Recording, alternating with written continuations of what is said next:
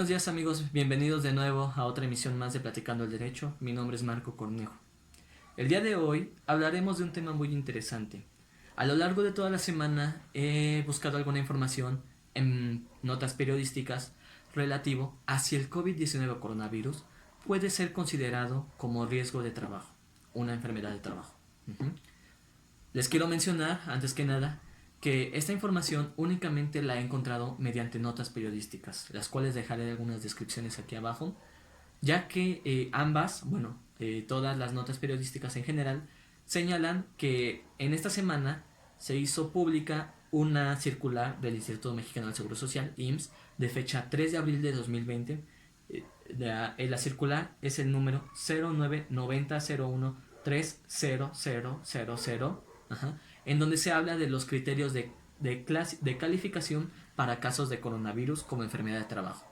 Les hago mención que esta circular, por desgracia, no la he encontrado ni en la página oficial del Seguro Social ni en páginas gubernamentales, pero si alguien tiene la información directamente, por favor, háganosla llegar, dejen el link en la descripción, en algún comentario, y por favor para difundirla, si es que hay algo que podamos mejorar, si es que hay alguna situación que podamos aquí de hablar de mejor manera, por favor háganoslo llegar.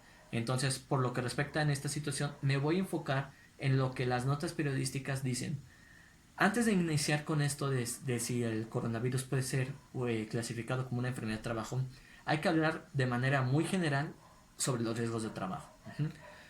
Quiero hacer mención que trataremos únicamente con dos legislaciones, la Ley del Seguro Social y la Ley Federal del Trabajo. Ambas legislaciones hacen referencia a trabajadores que no son de trabajadores del Estado. Quiero que eso quede preciso, ya que en un futuro, si a ustedes les interesa y este video llega a varios likes y veo que a mucha gente le puede interesar, en un futuro podríamos llegar a hablar enfatizados en los trabajadores al servicio del Estado. Entonces, les repito, únicamente esto será para trabajadores, por así decirlo, del apartado A o del sector privado. ¿Qué nos señalan ambas legislaciones? Ambas legislaciones, a partir de los artículos 41 de la Ley del Seguro Social y del 472 de la Ley Federal del Trabajo, es donde viene el capítulo relativo a riesgos de trabajo. Entonces, ¿qué señalan estos capítulos de estas legislaciones? Ambas señalan que los riesgos de trabajo son los accidentes y enfermedades a que están expuestos los trabajadores en el ejercicio o con motivo de su trabajo. La primera subdivisión que tenemos, accidentes de trabajo y enfermedades de trabajo.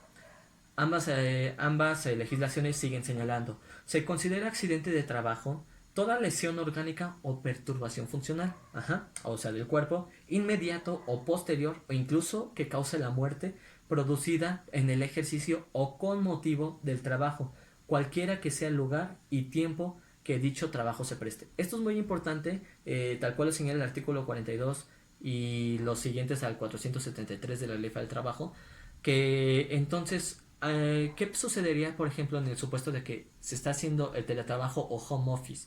Es decir, puedo ser susceptible de un riesgo de trabajo. Si les gustaría que habláramos de esto, por favor háganoslo saber en nuestras redes y con gusto lo haremos en un video posterior. Entonces, continuemos con el tema inicial. ¿Qué es una enfermedad entonces? Antes de eso, los propios artículos señalan que un accidente de trabajo puede suceder incluso en el traslado del trabajador de su casa al trabajo y del trabajo a su casa. Esto es muy importante porque si ocurre algún accidente durante este trayecto, puede considerarse como un riesgo de trabajo. Ahora bien, ¿qué es una enfermedad de trabajo? Una enfermedad es todo estado patológico derivado de la acción continuada de una causa que tenga su origen o motivo en el trabajo o en el medio del trabajador. Para eso, la Ley Federal del Trabajo en el artículo 513 pone una lista de todas las enfermedades que considera como ya tal cual una enfermedad de trabajo. Ustedes pueden consultarlo si es que hay algo ahí que pueda ser derivado de su fuente de trabajo. Entonces ya tenemos estas divisiones: accidentes y enfermedades de trabajo. Continuemos. ¿Qué puede producir al caso de tener algún riesgo de trabajo? Si es que se llega a tener un riesgo de trabajo, puede tenerse 4 consecuencias. La primera, una incapacidad temporal, que esto simplemente es la pérdida de facultades o aptitudes que imposibilita al trabajador, de manera parcial o total, para que desempeñe su trabajo por un tiempo nada más. O sea que después de ese tiempo pueda regresar a sus labores sin problema. Una incapacidad permanente parcial es la segunda, que es una disminución en las facultades o aptitudes de una persona para trabajar. Es decir, por ejemplo, la pérdida de uno de los dedos, que dependiendo de la importancia del trabajo, puede sufrir esta disminución de las facultades, pero que tal vez no le impida al 100% seguir continuando con sus labores. Y después tenemos una tercera, que es una incapacidad permanente total, que es la pérdida de facultades o aptitudes de una persona que lo imposibilita para desempeñar cualquier trabajo por el resto de su vida. Esto obviamente ya es más grave, que ya el trabajador no pueda realizar alguna actividad. Y la última, pues simplemente es la muerte del trabajador. Entonces, dependiendo de estas consecuencias que se tengan, el trabajador tiene derecho a tener un pago, es decir, a prestaciones, que pueden ser prestaciones en especie y en dinero. Vamos, las prestaciones en especie son simplemente por hablar de asistencia médica, quirúrgica, hospitalización y llegando a la rehabilitación. El problema es cuando es una prestación en dinero, es decir, que tenga derecho a alguna indemnización, que tenga derecho a una pensión.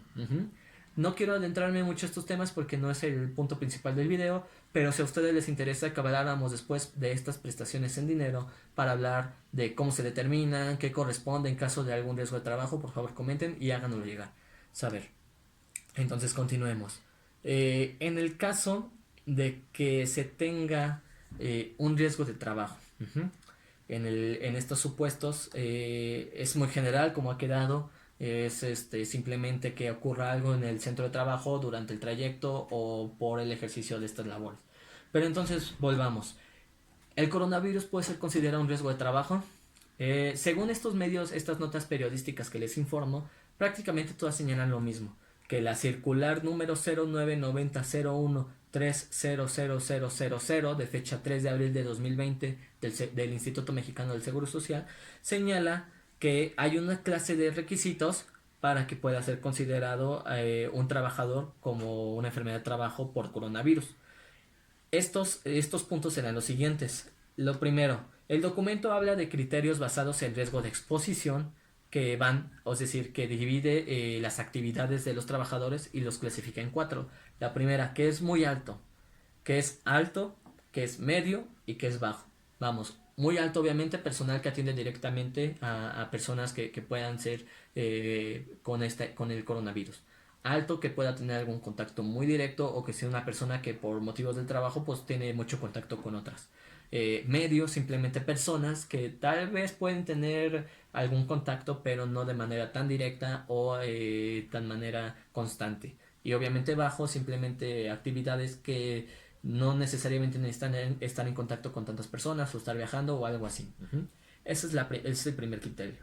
Después la misma circular señala que para que se pueda clasificar un caso de coronavirus como enfermedad, el trabajador debe de presentar síntomas generales, que es el tos, fiebre, esas dos primordiales, y después además señala que además de estas dos, una de las siguientes, que es la primera, disnea, que es un ahogo o dificultad en la respiración, mialgias, que es un dolor muscular, cefalia, dolor de cabeza intenso, artralgias, que es dolor en las articulaciones, y odinofagia, que es dolor al tragar alimentos líquidos y sólidos. Es decir, entonces requieres primeramente estar catalogado como muy alto o alto, dependiendo, o medio, y además presentar síntomas que es tos, fiebre y algunos de los que he mencionado. No necesariamente todos, simplemente con alguno, y tos y fiebre. Y después, el tercer criterio que maneja la circular señala que el trabajador debe haber estado en contacto directo con algún caso confirmado o bajo investigación y que cuente con diagnóstico confirmado por la Red Nacional de Laboratorios de Salud Pública, reconocidos por el INDRE, un instituto. Vamos, entonces, estas series de requisitos ponen un esquema muy interesante porque entonces señala que requieres de tener estos para ser considerado, aunque tú seas portador, como una enfermedad de trabajo. Llega una crítica muy interesante. ¿Qué sucede? El gobierno señaló al coronavirus como una enfermedad nacional. Entonces, una emergencia sanitaria. ¿Qué sucede? Entonces cualquier persona está susceptible a tener coronavirus. Es decir, yo aunque haya tenido las medidas necesarias en casa, en mi oficina, no me haya transportado tanto, haga home office, teletrabajo, lo que sea, eso no implica que no esté o tenga la posibilidad de no contagiarme, al contrario, sino que al haber sido declarada una emergencia sanitaria, una emergencia nacional, entonces cualquier persona es susceptible, cualquier persona puede llegar a tener esta enfermedad. Y al poner esta serie de requisitos, podría poner en un estado de indefensión a una persona que tal vez no cuenta con todos los requisitos, pero pues de alguna manera contrajo el coronavirus, de alguna manera es portador. Y vamos, entonces lo desprotege en el aspecto de que no te declara como una enfermedad de trabajo, pero no puedes ir a trabajar. Entonces no vas a generar ingresos o simplemente, ¿cómo va a funcionar así? El esquema es que no se te va a dar una prestación ni en especie ni en dinero. Es algo que puede ser muy criticado y le repito, yo me estoy basando en las notas periodísticas que encontré. Si alguien tiene la circular, por favor, háganosla llegar, déjenos el link, déjenos una imagen, por favor, por si hay alguna aclaración futura o algo al respecto, se haga saber a este medio. Si les interesó esta información, por favor, compartan, dejen su like.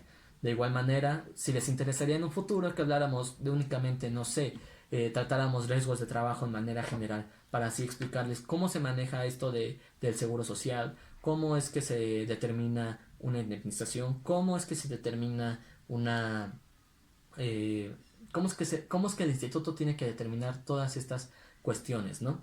Si es que les interesa, por favor, déjenos saber. Y de igual manera, dejen sus comentarios si es que les gusta, si es que no les gusta y si les interesaría que habláramos de algún tema. No olviden que la Secretaría de Salud, la Secretaría de Trabajo, la Profedet han dejado en sus páginas oficiales, que igual dejaremos el link en la descripción, números telefónicos, correos, donde tú puedes asesorarte, donde te pueden dar mayor relevancia, mayor información para que tengas mayor acompañamiento de esto.